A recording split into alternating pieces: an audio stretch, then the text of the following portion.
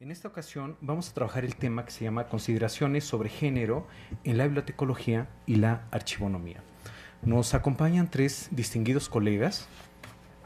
Ella es la doctora Lina Escalona, la doctora Perla, apellido Perla, Rodríguez. Perla Rodríguez y el cuasi doctor, maestro Hugo Figueroa Alcántara. Como ustedes saben, tanto la doctora Lina Escalona como el maestro Hugo Figueroa son destacados académicos por su labor docente junto con su labor de investigación, y ellos han sido un pilar muy importante en la formación de muchísimas generaciones, lo que no quiere decir que sean muy grandes, simplemente que han trabajado intensamente en la facultad y fuera de ella.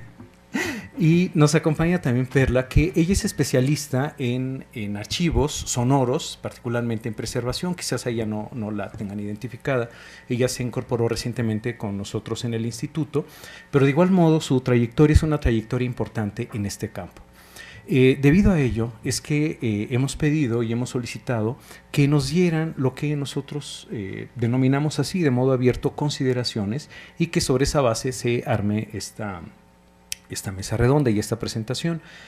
Cada uno de ellos tiene un tiempo para hacer su exposición y esperamos que también nos dé un espacio para que ustedes hagan las preguntas que consideren pertinentes, que consideren necesarios, o que ellos, si ellos quieren también agregar algún punto al respecto, pues entonces que así sea.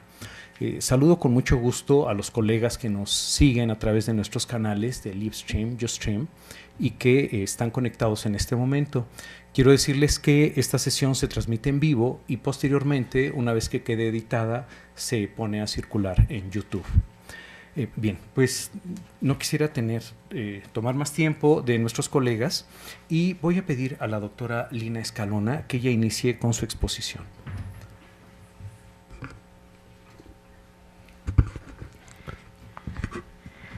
Pues muchas gracias, muy buenos días.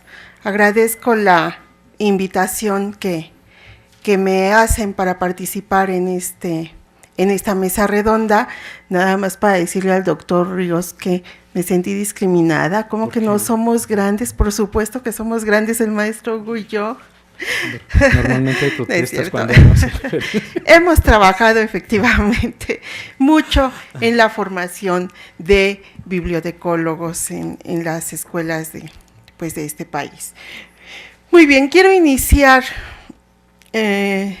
dedicando este trabajo a Rosario Castellanos y su cultura femenina, donde ella hace una argumentación muy válida de la defensa de la mujer.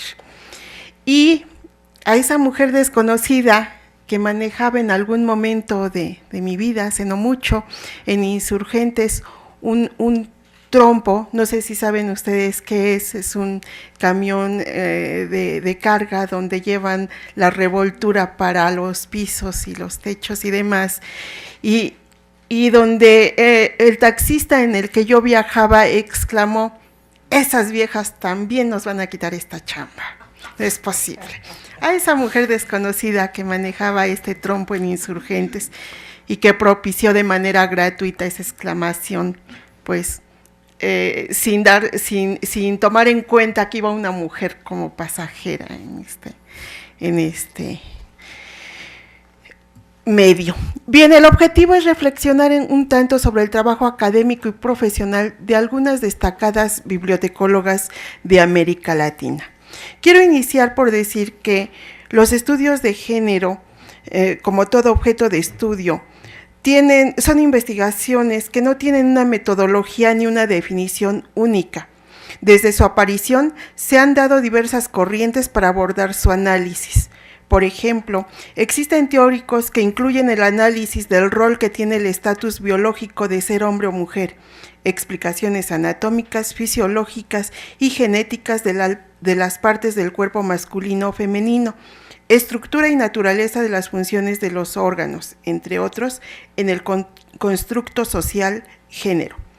Otra de las corrientes de género es la de la filósofa feminista Simone de Beauvoir, en la que se menciona el concepto de género para referirse a las construcciones sociales y culturales sobre la masculinidad y la feminidad, partiendo de que los sistemas género-sexo, que implican los conjuntos de prácticas, símbolos, representaciones, normas y valores sociales que se elaboran en las sociedades a partir de esta diferencia anatómica y constituyen, por tanto, este constructo cultural en el que se basará este breve trabajo. Por otra parte, aunque la historia de los estudios de género dicen que se iniciaron en los años 70, después de la lucha por la democratización del voto y del movimiento de liberación femenina, en México, una de las pioneras de estos estudios de género es Rosario Castellanos, quien en su tesis sobre cultura femenina muestra un claro y fundamentado ejemplo de argumentación y defensa de las mujeres. Como dato curioso, debo mencionar que a la hora de hacer este trabajo, esta investigación, encontré que en Tuxtla Gutiérrez, en 1942, Rosario da a conocer sus textos líricos en el periódico cultural El Estudiante, fundado por uno de nuestros reconocidos bibliotecarios, Roberto Gordillo. Entonces, eso, este periódico cultural, el maestro siempre le dio por crear cosas, y entonces creó este periódico en donde Rosario da a conocer estos textos. Bien, Rosario Castellanos habla en la argumentación de su obra sobre la opinión que tienen diversos filósofos, grandes genios de la ciencia y la literatura, sobre la mujer. No los menciono porque debo decir que a la hora de leerlo me dio mucho coraje, porque van desde la consideración de la mujer como un animal sin alma, hasta la persona con larga cabellera e ideas cortas, incluyendo, por supuesto, la discriminación social y cultural que por siglos ha sufrido la mujer. Pero en la bibliotecología, ¿hay discriminaciones hacia las bibliotecólogas? Aquí habría que ver. En esta sociedad mexicana, caracterizada por una cultura de siglos en la que ha imperado el machismo y la sumisión como estereotipos del hombre y de la mujer respectivamente, las bibliotecólogas, por supuesto que nos hemos enfrentado a los problemas que generan dichos estereotipos, como muchas otras profesionales, desde problemas que afectan nuestra vida personal hasta la profesional, en la que la pareja no acepta el trabajo, la trayectoria o el nivel académico de la mujer, hasta el disgusto del hombre por estar bajo la autoridad de una bibliotecóloga o el acoso por parte de los jefes o de los compañeros de trabajo, parte de los problemas de una sociedad compleja. Por ello me parecen de suma importancia estos espacios que ayudan a la reflexión académica, y por ello me voy a referir no a estos aspectos negativos con los que tenemos que lidiar día a día, sino al trabajo académico y profesional de algunas destacadas bibliotecólogas de América Latina que han aportado aspectos relevantes para el desarrollo social y bibliotecológico de esta región. Para realizar este trabajo, como metodología, tomé la obra Forjadores e Impulsores de la Bibliotecología Latinoamericana, de una bibliotecología de amplio reconocimiento, la doctora Estela Morales. A partir de este estudio se hace una breve descripción de algunas de las bibliotecólogas que se han destacado por su trayectoria y por sus publicaciones que han tenido repercusión en la bibliotecología. En este contexto, hablemos pues de bibliotecólogas. En esta obra, les decía, en términos generales, donde el ejercicio bibliotecológico se ha vinculado mucho más al trabajo de las mujeres, quizá porque la sociedad la ve como una actividad vinculada a la educación de niños y jóvenes, y que en nuestra sociedad ha recaído en las manos de las madres de familia, quienes han sido además las responsables, hemos sido como madres las responsables de ese machismo de los hombres y de la sumisión de las mujeres. Quizá por parte de una cultura arraigada, puede ser. Pero vemos que en la obra de Forjadores, ¿sí?, un 61%, un 51.6% está dedicado a los hombres y un 48.4% a las mujeres. Vemos que la diferencia es prácticamente insignificante. Podríamos hablar que en esta obra se ha destacado el trabajo de hombres y mujeres por igual, digámoslo de esta manera, ¿sí? De acuerdo a los 7 países representados en la obra de Morales Campos, Argentina es el segundo lugar que tiene mayor número de representantes, aunque solo se incluyen a 6 mujeres con una buena producción de trabajo escrito. Si ustedes ven ya por países, sí hay diferencia significativa, excepto en Costa Rica, bueno, que sí hay una diferencia, pero que tiende más hacia la producción de las mujeres. En los demás países sí se da una diferencia significativa. Empezaremos por hablar de Estela Maris Fernández, con 56 obras registradas como autora, con una amplia trayectoria como docente profesional y profesional en la bibliotecología, en la que se destaca el haber sido directora del Centro de Investigaciones Bibliotecológicas de la Facultad de Filosofía de la Universidad de Buenos Aires. Un año más tarde, asume la dirección del naciente Instituto de Investigaciones. Su producción escrita abarca diversas áreas de la bibliotecología, tales como la educación bibliotecológica y desarrollo de servicios bibliotecarios.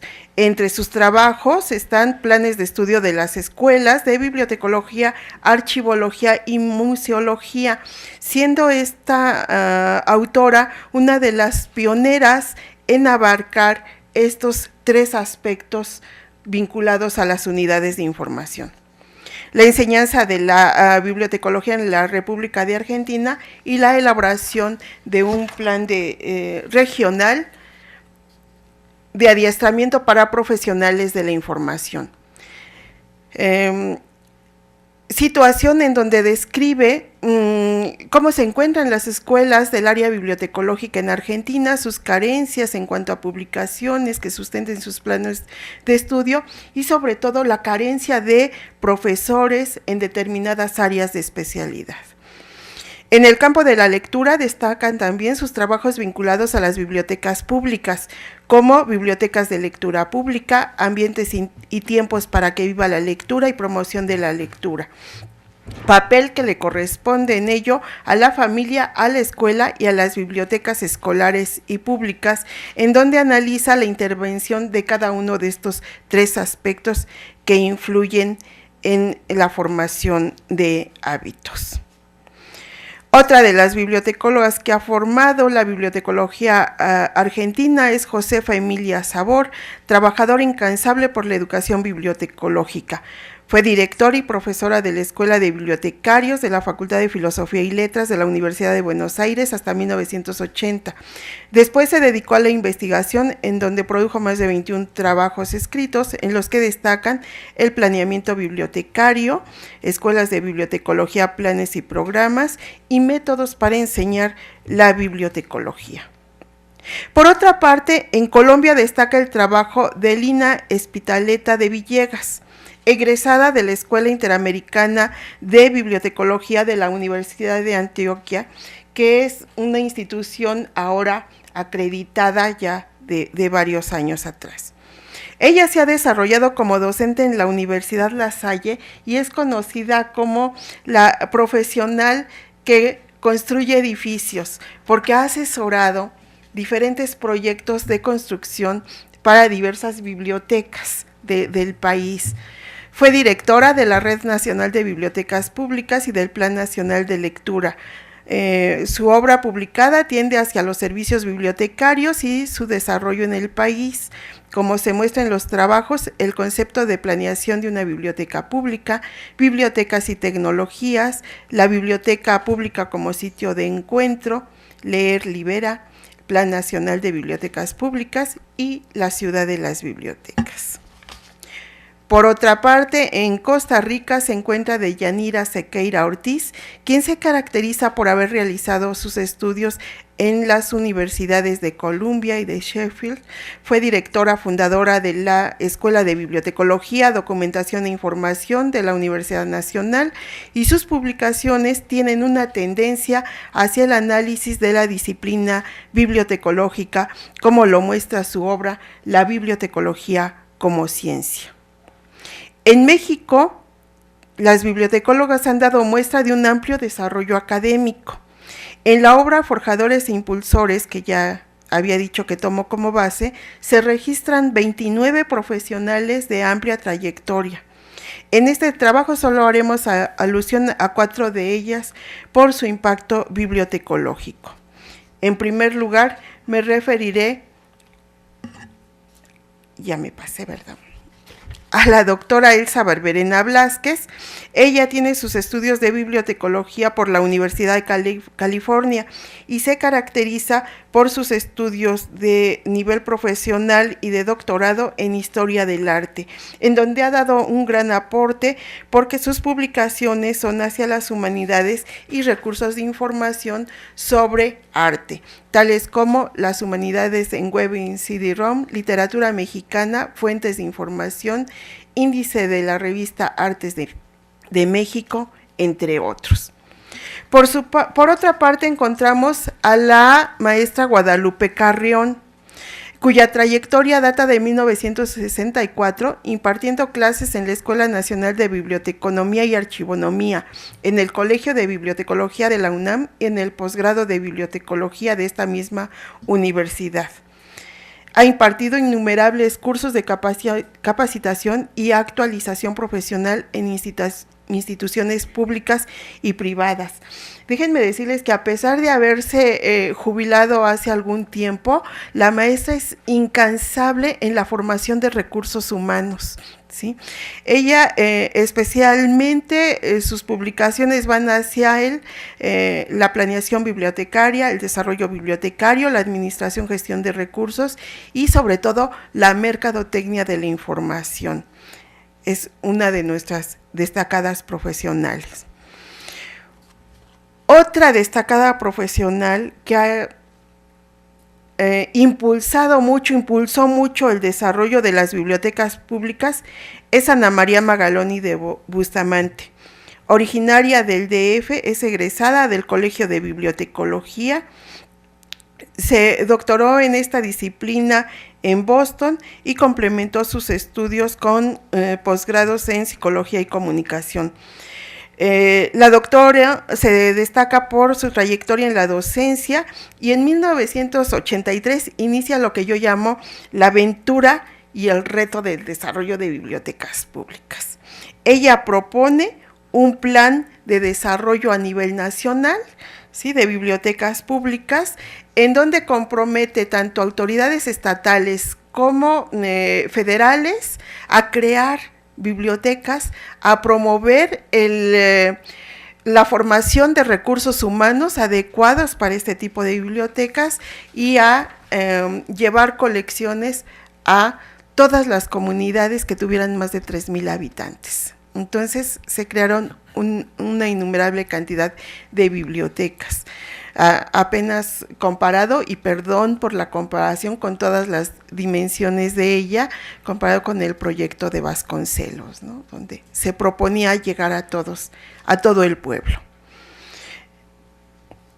Bien, sus publicaciones como investigadora del CUIF y como profesional tienen una tendencia hacia el desarrollo de servicios, como se ve en las obras La democratización del acceso a la lectura, la Red Nacional de Bibliotecas Públicas, 83-98, una alternativa para evaluar y diseñar servicios de información documental. Por otra parte, también debemos señalar el trabajo realizado por la doctora Elsa Ramírez Leiva, investigadora del Instituto de Investigaciones Bibliotecológicas, con una trayectoria profesional amplia que se caracteriza por su compromiso como docente desde 1974 del Colegio de Bibliotecología y del posgrado de esta misma área.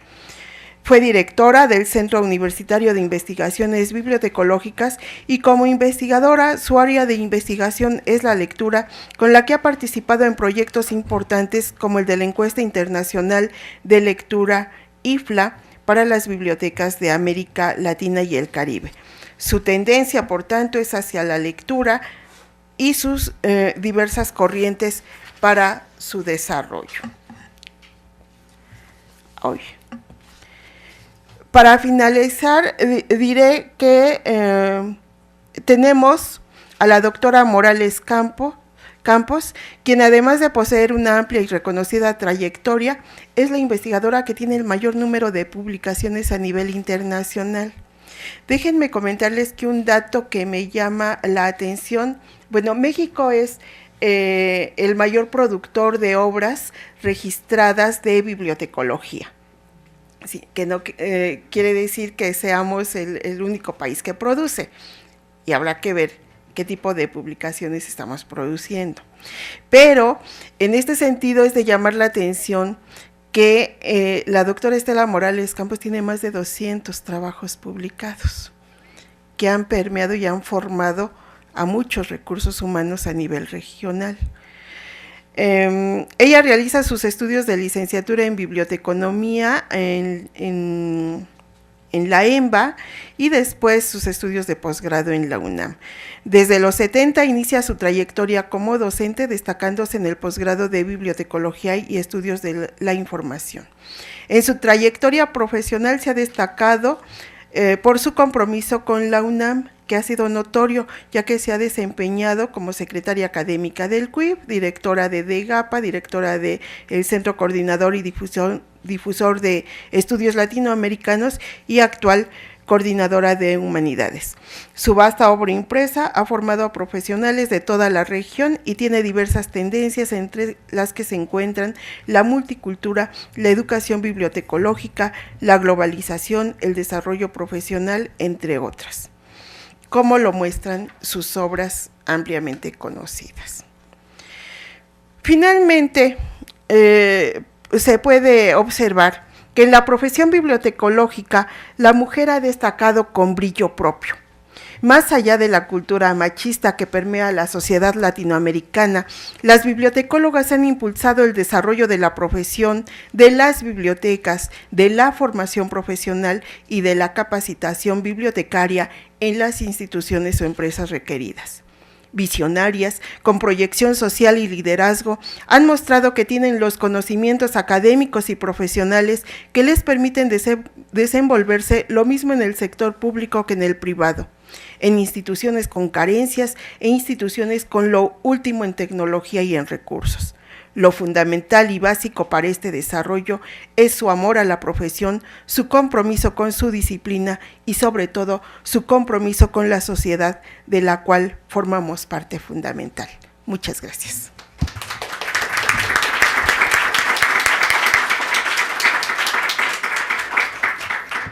Gracias a la doctora Lina Escalona por esta reseña que nos ha hecho y también por el rescate de obra en cuanto a las personalidades que nos está mencionando. Quiero decirles que el libro al que hace referencia la doctora Lina Escalona es de Forjadores. ¿Cuál es el título completo, Lina? Forjadores e impulsores de... A ver, permíteme. Forjadores e impulsores. Impulsores de la bibliotecología en América Latina. Bueno, este texto se encuentra en acceso abierto como parte de nuestras publicaciones, entonces ustedes lo pueden consultar. Y ya que Lina ha hecho este importante trabajo de mencionar el liderazgo académico que ha caracterizado a estas distinguidas bibliotecarias, y como ella señaló, aquí mencionó solamente algunas. El trabajo, obviamente, la exposición hubiera sido mucho más larga, por supuesto. Sin embargo, les da una idea de la riqueza y de los aspectos académicos, profesionales y de aportaciones a la investigación que han hecho las diferentes colegas bibliotecólogas a nivel de América Latina y, por supuesto, en nuestro país. Así que junto con el deseo que ustedes profundicen en el conocimiento de estas trayectorias académicas y profesionales de nuestras colegas, es importante también conocer la obra en su conjunto, y por ello les invitamos a que puedan descargar la obra que está en acceso abierto lo pueden hacer a partir de la página de nuestro instituto y posteriormente continuar con este diálogo que agradezco mucho a la doctora Lina Escalona nos ha abierto y que por supuesto es necesario profundizar. Entre otras razones porque se siguen construyendo día a día estos liderazgos y es importante dejar constancia de dicho trabajo. Gracias, Lina, por este trabajo que nos has presentado. Y paso ahora a pedirle al doctor, maestro, perdón, Hugo, estas ganas de que seas doctor ya me rebasan, para que nos haga favor de presentar el trabajo que ha preparado para ustedes.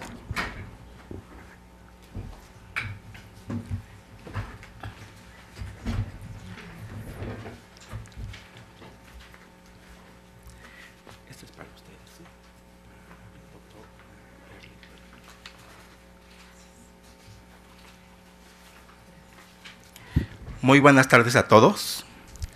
Agradezco el generoso apoyo del doctor Jaime Ríos para participar en esta mesa sobre género. Muchas gracias.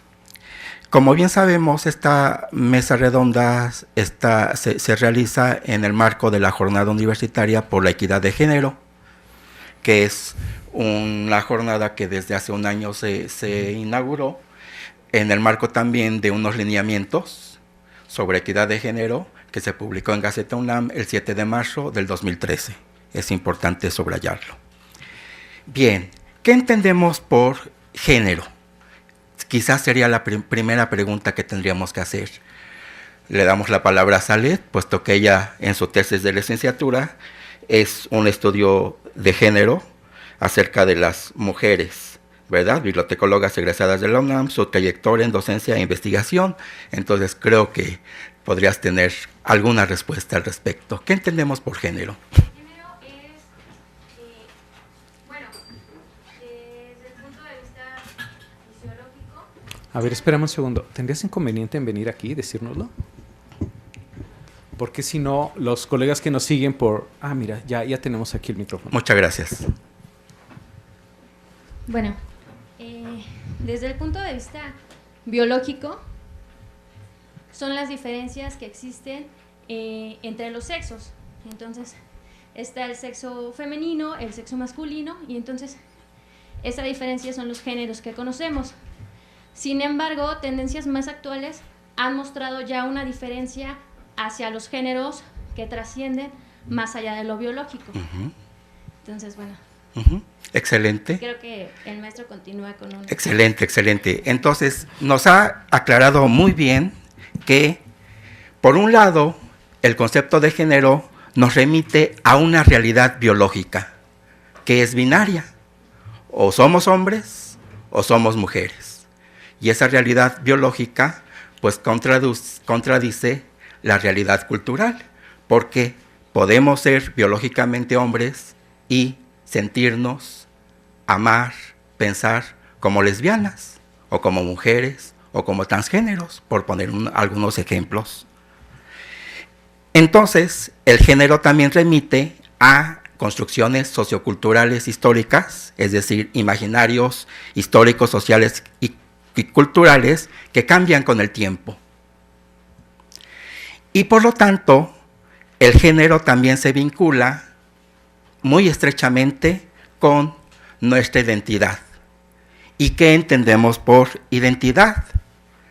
Es decir, cuando hablamos de género, no solo hablamos de lo que biológicamente somos, sino también hablamos de lo que queremos ser a través de nuestros deseos, no necesariamente sexuales, amorosos o sentimentales, pueden ser deseos de otra naturaleza. En una de las más recientes películas, por ejemplo, Ella, pues se ama no a una persona real, sino a una inteligencia artificial, por poner algún ejemplo. Nuestros deseos, sueños, ilusiones, pensamientos y maneras con las que nos relacionamos con otras personas. Eso también es muy importante de destacar. Todo ello, además, en un contexto de sociedades que evolucionan con el tiempo. Es decir, algunas sociedades algunas comunidades sociales se tornan en ocasiones más abiertas, plurales y tolerantes, privilegiándose la convivencia y la equidad de género. Por ejemplo, todos sabemos que la Ciudad de México ha sido pionera en varios asuntos relacionados con el tema de género, abriendo posibilidades para que haya, por ejemplo, uniones entre gente del mismo sexo biológico, ¿verdad? También ha sido pionera y ha marcado un avance en temas como el aborto, que también tiene que ver con el tema de género, ¿verdad? Y demás. Mientras que en otras comunidades de nuestro mismo país sucede exactamente lo contrario, ¿verdad? Leyes que endurecen el tema del aborto o leyes que endurecen el tema de la unión entre parejas del mismo sexo biológico, privilegiándose entonces la convivencia y la equidad de género. En tal panorama surge una pregunta crucial: ¿cuántos géneros? Ya Salet nos aclaró que no nada más hablaríamos de 2 géneros, ¿verdad? Pero si no nada más hablamos de 2 géneros, ¿de cuántos géneros podríamos hablar? ¿Alguna idea, Blanca?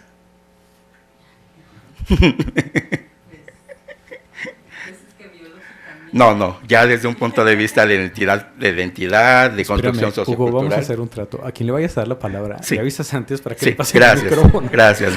Si no, sí, muchas gracias. A las pobres las agarras. Sí. Ajá, sí. Gracias.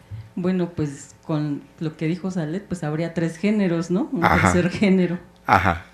Bueno, pues aparentemente, como hemos modificado radicalmente nuestra concepción al respecto, como bien dijimos, en principio hablaríamos de 2 géneros, masculino y femenino, femenino y masculino, y en otro siguiente paso, en otra siguiente fase cultural evolutiva, hablaríamos de 3 géneros, femenino, masculino y otro, ¿verdad? Un gay no se considera masculino, tampoco femenino, se considera gay, pero una lesbiana no se considera ni mujer, ni hombre, ni gay, se considera lesbiana. Entonces ya no nada más hablamos de 3 posibles géneros, sino de más. Entonces no nada más hablamos de femenino, masculino y otro, sino más de 3 géneros, femenino, masculino, otros. Y en una siguiente etapa hablamos de mucho más de 3 géneros, femenino, masculino y muchos otros. Y en una etapa mucho más avanzada hablamos de multitud de géneros que además buscan equidad de género. O sea, no dividir esas categorías en masculino, femenino y otros, o muchos otros, sino que todas tengan absolutamente la misma equidad de género.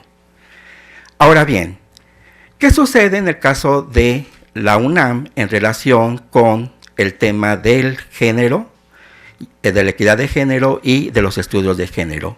Por supuesto, la UNAM ha sido, como en muchos otros temas, pues vanguardia, pionera en tratarlos, estudiarlos, analizarlos, discutirlos y demás.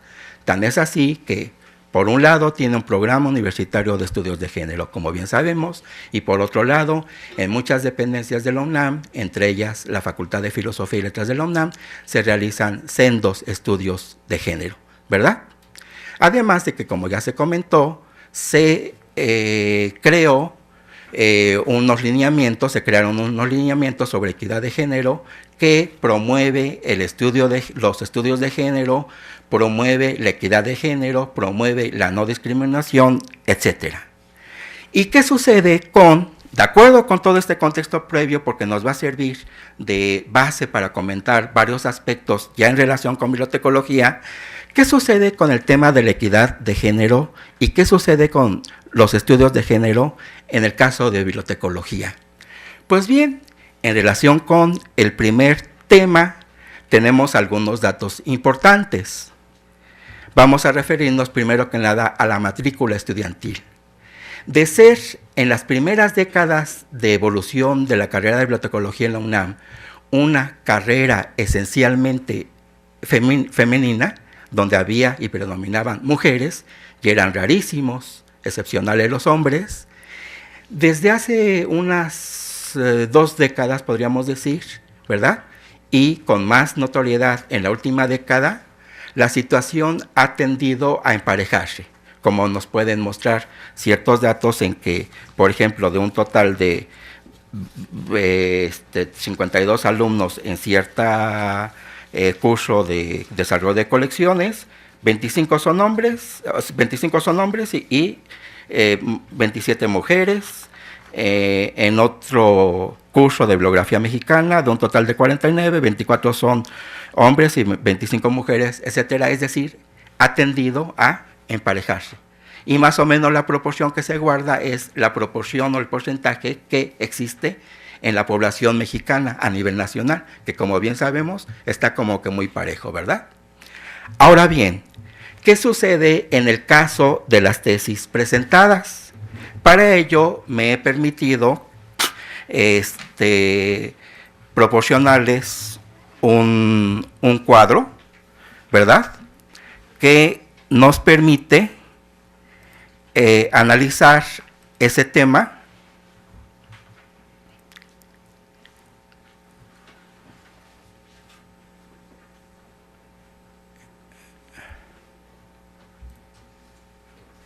sí, ya, sí. Ese tema lo vamos a poner para la gente que nos está siguiendo en línea.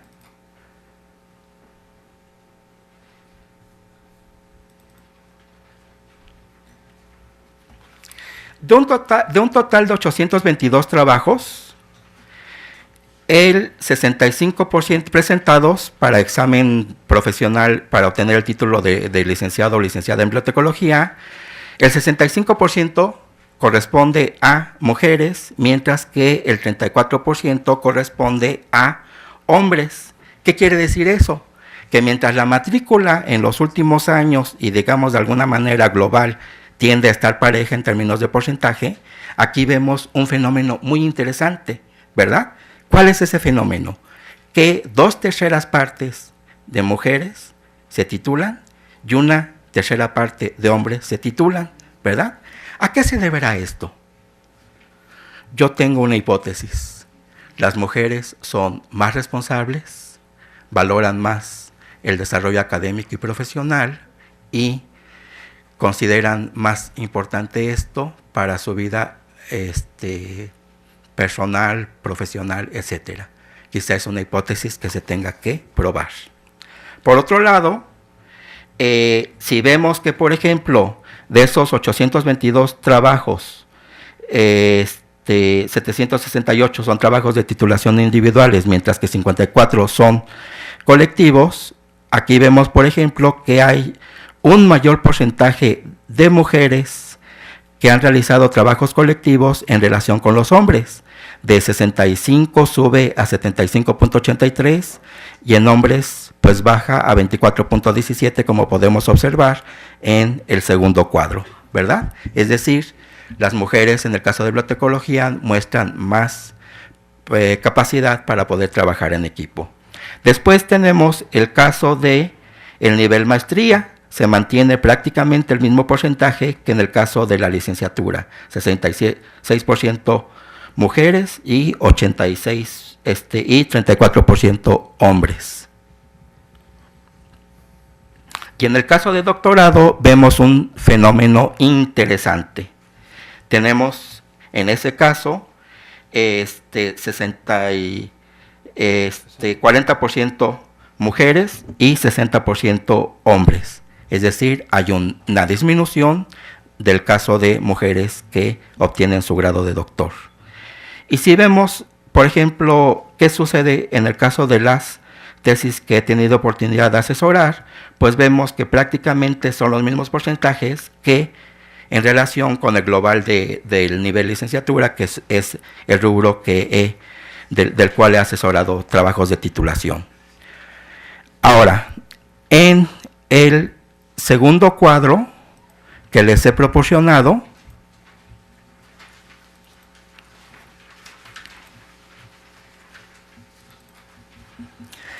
tratamos el tema de aquellas tesis, aquellos trabajos de titulación que están relacionados con el tema de género. Vemos que, por ejemplo, no todos los estudios, ¿verdad?, hay que destacarlo, tienen que ver con temática femenina. Los hay, por supuesto. Algunos, como podemos observar en la primera línea, tienen que ver con temática de lésbico-gay, ¿verdad?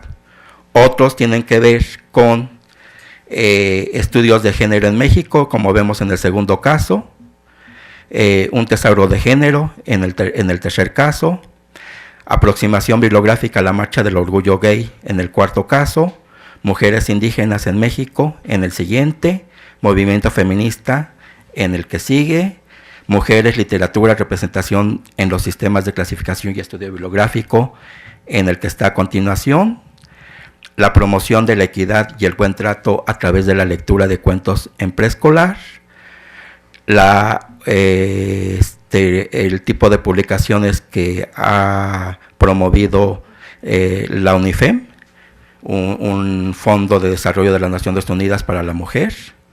En el caso de Salet, como comentábamos al principio, bibliotecólogas egresadas de la UNAM, su trayectoria en docencia e investigación.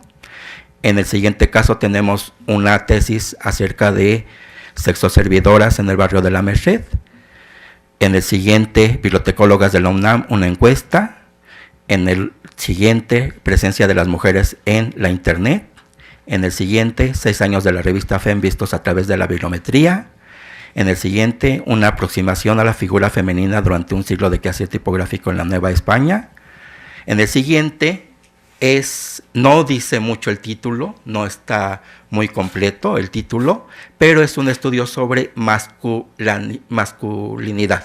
Es decir, así como tenemos un estudio sobre mujeres destacadas, que es el de Salet, ¿verdad?, en el campo de la docencia e investigación, tenemos otro ejemplo de hombres destacados en esos mismos campos. La imagen de la biblioteca y el bibliotecario en el séptimo arte, un estudio comparativo de los tesauros sobre mujeres y género de la Comunidad Europea, la representación del bibliotecario en el discurso cinematográfico, ¿verdad? O sea, ¿qué estereotipo tenemos como bibliotecarios, como bibliotecarias en el cine, etcétera, ¿no? Bueno, ¿qué tienen todas estas tesis en común? Lo que tienen en común es que se entiende, digamos, como principio fundamental, que en el caso de bibliotecología consideramos que la información y el acceso a la información es un elemento de absoluta importancia para lograr la equidad de género, para lograr la no violencia de género, ¿verdad? Y para lograr que la gente tenga información que le permita definir su identidad de género. Eso es lo que tienen en común todas estas tesis, si pudiéramos sintetizarlo de esa manera. Finalmente, en el tercer cuadro que les presento, podemos ver en la última parte de este cuadro que, como bien se señala en la introducción de esta noticia, pues existen multitud de géneros, como también afirmábamos al principio.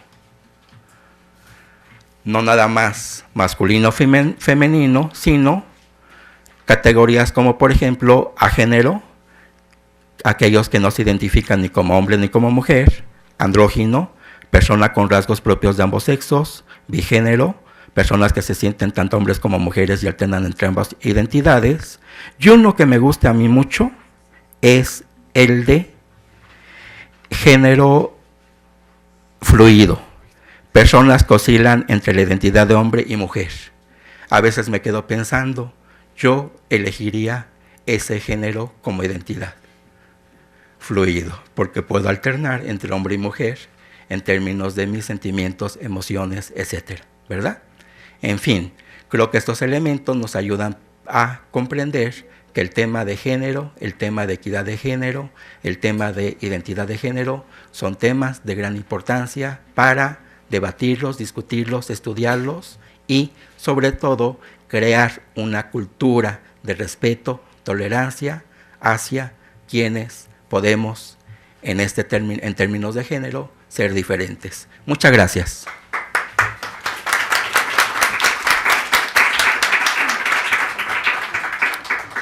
Gracias al maestro Hugo Figueroa por su presentación. Destaco 3 elementos, Hugo, que me parecen fundamentales de lo que nos has presentado. Primero, la discusión de la categoría de género como tal, que por supuesto ese es un diálogo en el cual tenemos que seguir bordando y que sería muy interesante que ustedes también nos ayudaran a construir esta discusión desde la perspectiva académica, profesional, desde la cual están trabajando.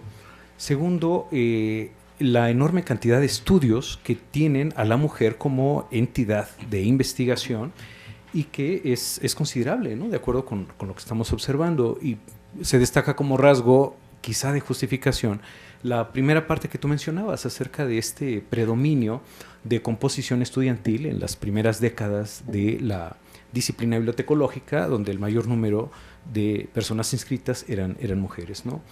Y tercero, el gran universo abierto que queda por analizar con todo este conjunto de publicaciones, donde la pregunta de investigación sería: ¿cómo se ha estudiado a la mujer bibliotecóloga en México? Y bueno, tenemos ahí un universo interesante de textos para poder profundizar. Gracias, Hugo, por esta presentación. Muchas gracias. Nada más quiero comentar para el público asistente físicamente aquí, para el público que nos sigue en internet, que las tesis que tienen que ver con género, o sea, que están aquí en esta lista, otros documentos que me parecen importantes, como esos lineamientos sobre género, y la presentación misma que he realizado, están disponibles en Dropbox. Entonces, más tardecito el día de hoy, les vamos a proporcionar también por Facebook la dirección para que lo puedan bajar este material si es de su interés. Muchas gracias. Gracias, Hugo. Y también agradezco la voluntaria participación de Azalia y de Blanca, que gentilmente el maestro Hugo convidó para participar en esta sesión. Damos ahora la palabra a la doctora Perla Rodríguez, quien ella nos hablará desde la perspectiva de la archivología o archivonomía. Ya ven que en México tenemos esta convivencia de comunidades académicas donde se pueden identificar en estas tradiciones de trabajo. Gracias. Buenos días. Agradezco la invitación que me formuló el doctor Jaime Ríos para participar en esta mesa de consideraciones sobre género en la bibliotecología y la archivonomía. Gracias a ustedes que están aquí, también por acompañarnos. Me parece que en el discurso se ha comenzado a generar una importante reflexión en torno a la presencia de la mujer en diversos ámbitos de la vida académica, política, científica, cultural y artística. Pero en la práctica, en la vida diaria, en la vida cotidiana, la equidad muchas veces se limita o se anula. Hace algunos días escuché un programa por la radio. El locutor decía que para buscar trabajo las mujeres la teníamos difícil, más aún si teníamos hijos. Si desde esta perspectiva nos detenemos un momento, podemos mostrar nuestro enojo o rechazo a esta afirmación. Sin embargo, en gran parte de lo que decía el locutor tenía razón. El camino para las mujeres no es fácil. Las profesionistas somos afortunadas. Encontramos en la universidad uno de los pocos espacios de desarrollo equitativo. La mayor parte de las mujeres luchan día a día por ganar presencia y reconocimiento público. Por ello, considero de especial relevancia el desarrollo de estas mesas de reflexión que nos convocan a pensar precisamente en la equidad de género. Desde mi punto de vista, considero que la equidad de género es un asunto complejo que nos involucra a todas y a todos. Por ello, mi propuesta es abordar la perspectiva de género desde la perspectiva sonora en particular y desde el archivo sonoro en general. Les preguntaría, ¿cuál es el primer sonido que recuerdan de su infancia?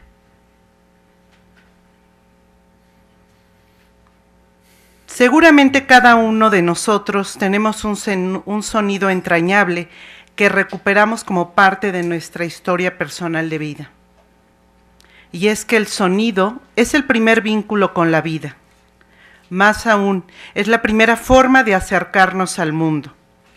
Se ha establecido que tenemos una escucha subacuática, mediada por el líquido amniótico. Así, a partir de la semana 24 de gestación, podemos escuchar. ¿Qué es lo primero que escuchamos? Seguramente la voz de nuestra madre. Por ello, cuando un niño nace, reconoce casi de forma instantánea la voz de su mamá. Entonces, si el sonido es la primera forma de acercamiento con el mundo que nos rodea, ¿es posible que ese primer recuerdo sonoro sea la voz de nuestra madre y a partir de ese sonido vayamos construyendo nuestra memoria sonora? Cada uno tendrá una respuesta diferente. Yo creo que cada persona posee una serie de recuerdos sonoros que datan de diversas etapas de nuestras vidas. Cada uno de nosotros resguarda una memoria sonora que es única e irrepetible. De forma paralela, así como cada persona guarda para sí los recuerdos sonoros en su memoria, la sociedad también documenta la creación artística, cultural, política y científica. Es decir, salvaguarda en documentos sonoros la historia contemporánea de lo que hemos sido y lo que somos. Los archivos son las instituciones de esa memoria social. A través de los archivos sonoros también se puede dar cuenta de la presencia de la mujer en diversos ámbitos. Por ejemplo, en la música. ¿Quién no recuerda a la compositora y cantante peruana María Isabel Granda, quien gracias a las letras de sus canciones, unas veces de protesta social y la gran mayoría romántica, delicada, vibrante o melancólica, se ha insertado en el imaginario de los pueblos latinoamericanos?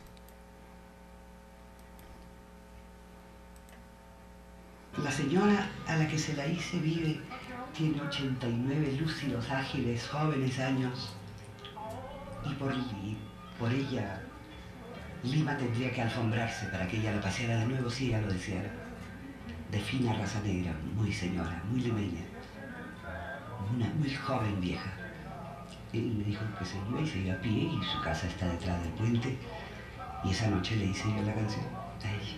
Y justamente se la hice cuando ella tenía esta edad mía de ahora, hace 30 años. Es lindísima señora. Y por lo general, periodistas que van a verme a mí les digo que para qué a mí, sea la que hay que ver es a ella. Yo soy la popular, pero ella es la importante de la Flor de Canela. Esa es la verdad. Y ¿cómo no va a ser pues importante una señora como Victoria Angulo, una señora negra, o mi padre, que era un hombre cabal? Cuando a él le decían extraordinario lo enfurecía. Él era un hombre cabal.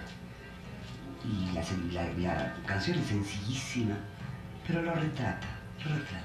Una persona me ha hecho sentarme a escribir, o algo, o un puente, o un río, o un gallo de riña, o un caballo de paso fino, que nosotros le llamamos de paso peruano. Yo no leo música, soy muy torpe, la música es aritmética, y yo sumo y multiplico, pero ni resto ni divido, y es división. Y después no soy poeta, soy letrista, buena letrista si tú quieres, con imágenes poéticas. Y eso, llegó a ser mi oficio. Jamás sabré cómo me llegó tanto en la vida con eso. Comencé, tú recuerdas, porque me divorcié y me recluí muchísimo, no se usaba divorciarse en esa época. Y me recluí y comencé a escribir canciones. Como nunca tuve amores contrariados y además los habría dicho muy mal. Entonces comencé a hacer cositas muy simples de personas que vivieron o viven o cosas que existen o se arruinaron. Eso es todo. En la lucha social escuchemos la voz de Dolores Ibarruri, histórica dirigente del Partido Comunista de España. Pueblo de España en pie, mujeres, defended la vida de vuestros hijos, defended la libertad de vuestros hombres, todos los sacrificios imaginables antes que consentir que triunfen las fuerzas que representan un pasado de opresión, un pasado de tiranía. Todos contra la reacción, todos contra el fascismo, un solo frente, una sola unión, hombro con hombro unidos todos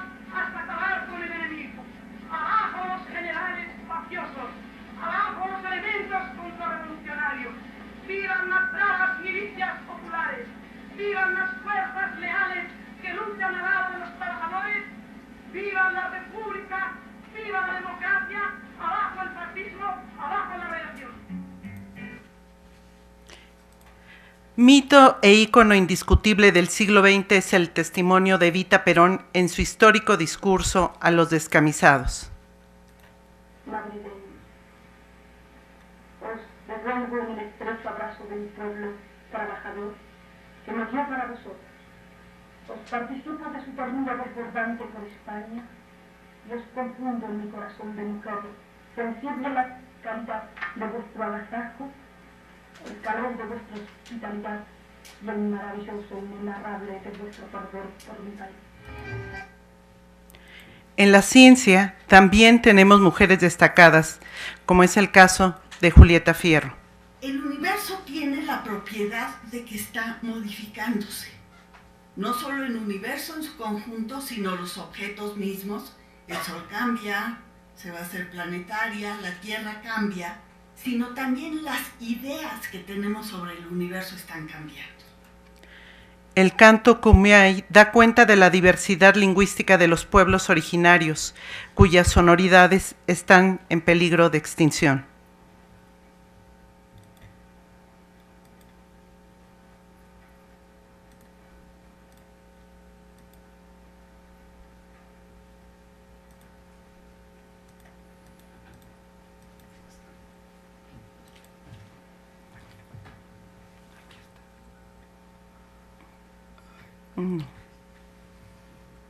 Permítanme.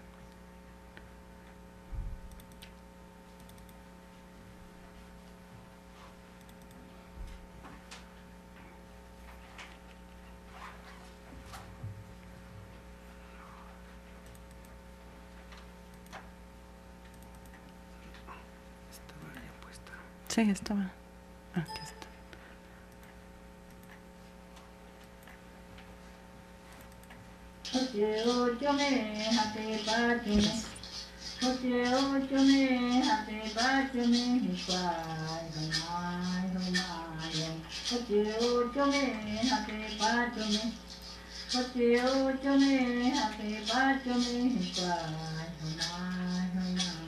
Un niño Kumeyaay escucha este canto. Sabe que es la voz de su abuela Gloria. Estaba chico cuando ella murió, pero entiende que en el pasado ella amorosamente lo cargaba. Hoy lo que entiende es que él carga, junto con otros 42 niños Kumeyaay, el futuro de esta lengua entrañable en la que su abuela lo arrullaba.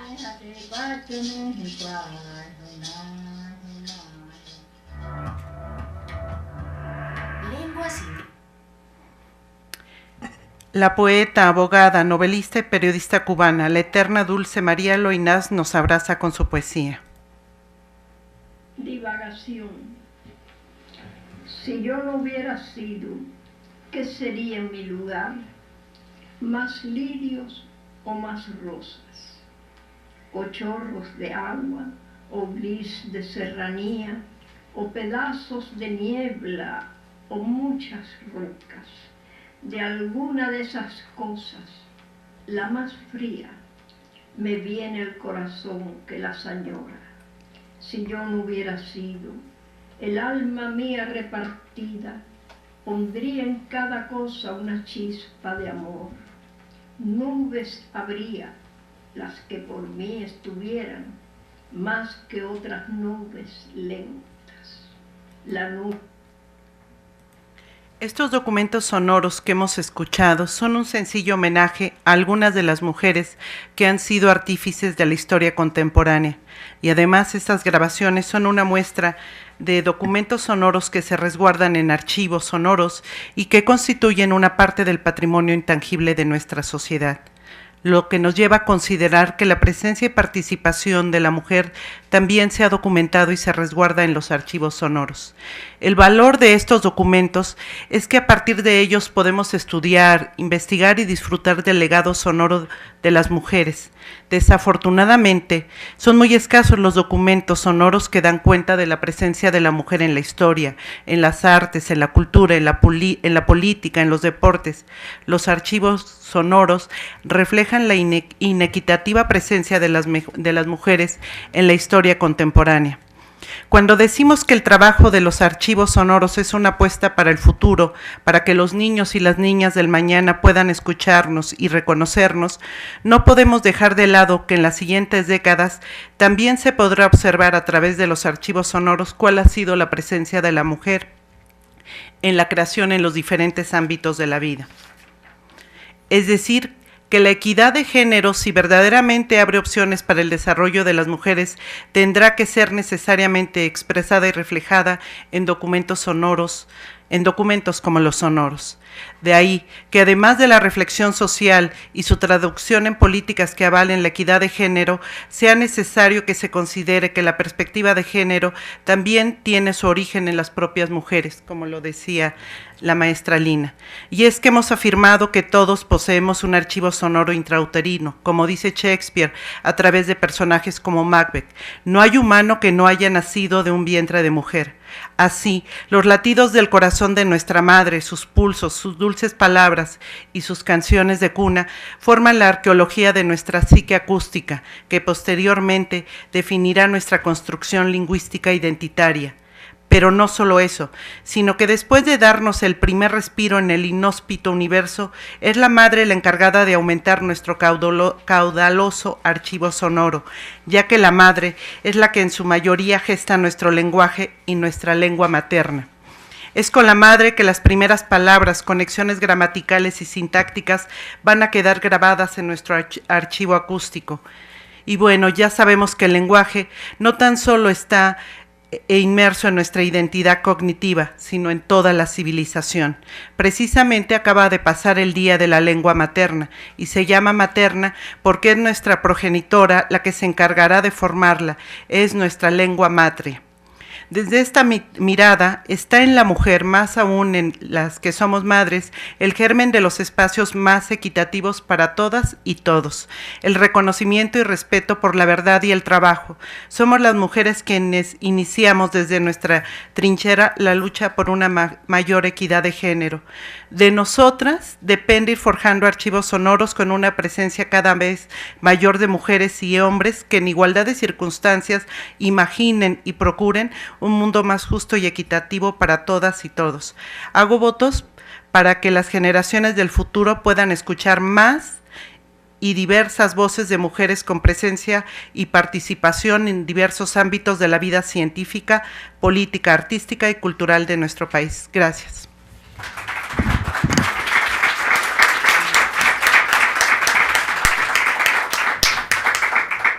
Agradezco muchísimo a la doctora Perla Rodríguez este trabajo que ciertamente nos sensibiliza y por el agrado, el gusto, la estética con que has logrado conjugar todos estos elementos y darnos pie a reflexionar en elementos que quizás han estado presentes, pero no hemos podido trabajar a fondo.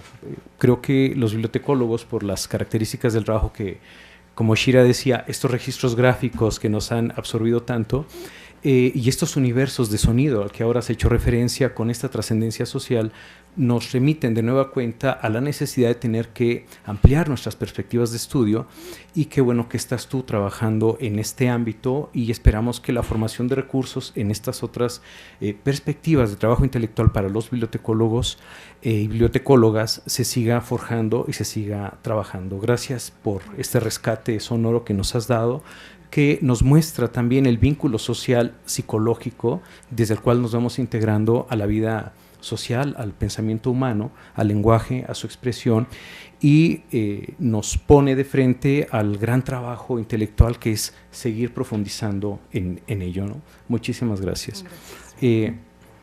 Bueno, si les parece, tendríamos unos minutos para hacer algunas preguntas a los colegas, si están en...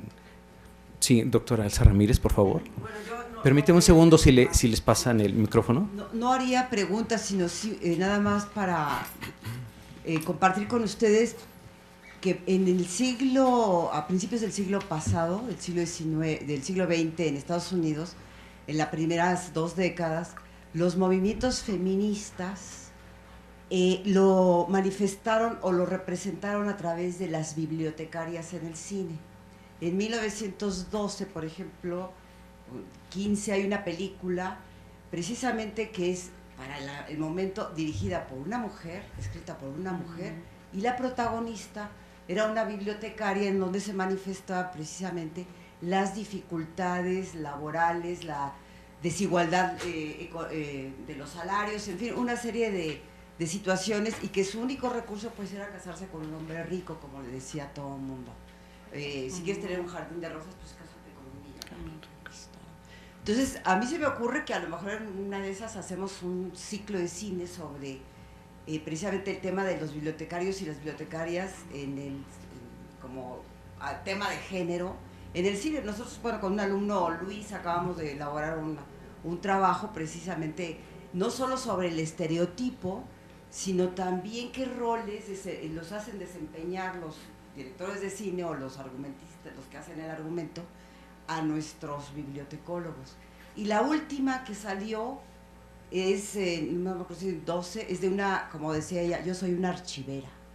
También el tema de archivos es escaso, pero también hay una película sobre una archivera que también por edad, hay otra cuestión de género, pues es retirada del trabajo. Entonces, digo, el cine nos da para un estudio de género, creo que interesante.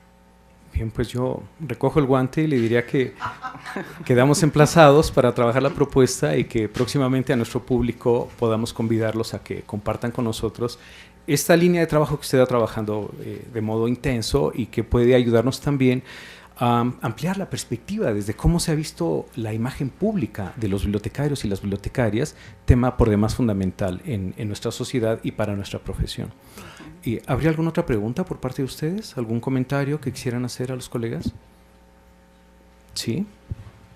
No es pregunta tampoco, de hecho es un comentario. Y es un poco relacionado con lo que comentó la doctora Lina y el doctor Hugo. Y bueno, un poco también reflexionando sobre el trabajo que yo hice para la tesis de licenciatura y en donde entrevisté a las académicas de la universidad. Y entonces, a pesar de que las académicas, en este caso las bibliotecólogas, han alcanzado estos puestos altos, sin embargo, ellas siguen comentando esta lucha constante en forma social sobre su desarrollo. O sea, pueden llegar a ocupar puestos de investigadoras, de docentes, sin embargo la familia y las relaciones cercanas todavía siguen como dificultando estos ascensos en las trayectorias de las mujeres. Eso es, bueno, en las entrevistas fue lo que percibí. Entonces, ¿por qué si ya logramos alcanzar esto como mujeres y llegar a la cúspide, ¿por qué todavía la sociedad nos sigue tenemos que estar en una lucha constante, ¿no? Entonces, bueno, sí, impulsar mucho a que, bueno, si tenemos que seguir luchando hay que hacerlo, pero ya llegamos a estos puestos, entonces no hay que dejarlos, ¿no? Bueno, sería como todo eso. Ok, sí, la doctora Lina, ¿quiere comentar algo? Sí, respecto a lo que decía Salet, es muy cierto. Aún con nuestras estudiantes todavía tenemos problemas para que las dejen ir a las prácticas escolares, por ejemplo, fuera de la ciudad, o en las becas, muchas de ellas que hemos propuesto a jóvenes universitarias, bueno, tienen problemas para que les autoricen irse fuera del país. Entonces parece sí que pues sigue siendo parte de nuestra cultura el que la mujer siga ciertos parámetros, ¿no? Y bueno, yo quisiera finalizar con una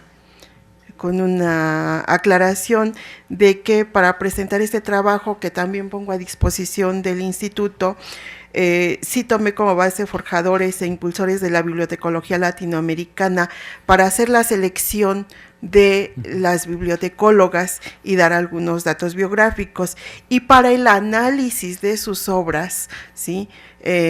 Tomé como base la base de datos Infobila y bases de datos internacionales de texto completo, donde me pude dar cuenta de los tipos de trabajos que han realizado, y con la lectura de la introducción, los índices y demás trabajos, me pude dar la tendencia de estas bibliotecólogas. Entonces, nada más como como nota aclaratoria. Gracias. Gracias, Lina. Si hubiera algún otro comentario. Sí, doctora. La doctora Rosa María Fernández. Es un comentario histórico, digamos.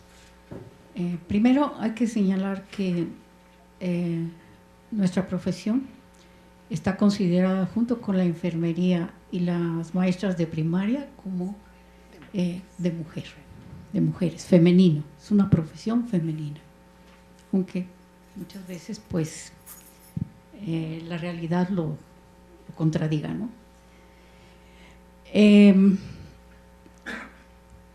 ¿Cómo es? Hay que recordar que desde, al menos en nuestro país y en el mundo entero, creo que fue así, hasta el siglo XIX y primeras décadas o primera década del XX, era una profesión masculina. Si nos ponemos a ver la historia de quiénes dirigían, quiénes eran los directores de bibliotecas, no vemos ninguna mujer, sino solo a partir de la segunda década del siglo XX. ¿Y esto a qué se debió? A la Primera Guerra Mundial. Cuando y coincide en nuestro país con la Revolución. Tareas que eran esencialmente masculinas las tuvieron que hacer las mujeres porque los hombres se fueron a la guerra. Allí empieza a incursionar la mujer en muchas profesiones, no solamente en la nuestra, y a ganar lugar. Nosotros tenemos como la primera bibliotecaria profesional, pues a una mujer, a doña Juanita Manrique de Lara, ¿no? Pero bueno, estaba ya también don Juan Uniguinis y ilustres bibliotecarios. Pero empieza la feminización a partir de la Primera Guerra Mundial. Y allí, bueno, ya la mayor presencia de la mujer en esta profesión y en otras. Gracias por el comentario, doctora. Y ciertamente abre una perspectiva de análisis interesante. Estas dimensiones sociológicas que explican cómo se da esta interacción y predominio en ciertas profesiones a partir de estas condiciones sociales, ¿no? Bueno, nuestros jóvenes están tomando nota seguramente de probables temas de investigación que les invitamos a que realicen. Si tuvieran otro comentario, ¿alguna otra pregunta? No. De ser así, simplemente agradecer a todos y cada uno de ustedes por su presencia, por su complicidad en esta que yo califico hermosa mesa redonda, no solo por los aspectos sensibles, emotivos, estéticos que nos han tocado, sino también por el reconocimiento académico que está implícito en la mención de estas mujeres ilustres y el trabajo que ha implicado, y esto en un contexto actualmente que es esencial discutir y profundizar en ello. No es casual que la categoría de equidad se discuta en el marco de la justicia social y de la creación de nuevas capacidades para continuar y hacer efectiva esta realidad de justicia social, no como ideal, sino como práctica de todos los seres humanos, ¿no? Bueno, por todo ello, me congratulo de que me hayan permitido coordinar esta mesa, agradecerles muchísimo sus participaciones y pedirles que, si están de acuerdo, sus trabajos que ya están elaborados, que ya están estructurados, pudiéramos ponerlos también a disposición y en línea, tal como el maestro Hugo Figueroa nos había comentado. Claro. Pues muchísimas gracias y nos vemos los que vengan mañana. Tenemos un evento de Inflation Report. Nos vemos mañana por la mañana y en la tarde el doctor Juan José Calva, siguiendo nuestro programa de divulgación del conocimiento bibliotecológico, tocará el tema de usuarios. Pues muchísimas gracias nuevamente y nos vemos pronto.